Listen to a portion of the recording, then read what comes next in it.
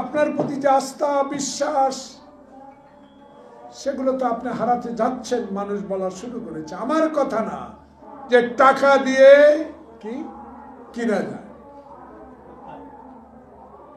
টাকা দিয়ে কেনা যায়। বিশ্বের দরবারে সবচেয়ে বেশি সম্মানিত যে বস্তুটি আমরা পেয়েছি, উপাধি পেয়েছি, তাকে নিয়ে হেয়পূর্ণ কথা বলেছে শেখ হাসিনা পার্লামেন্টে।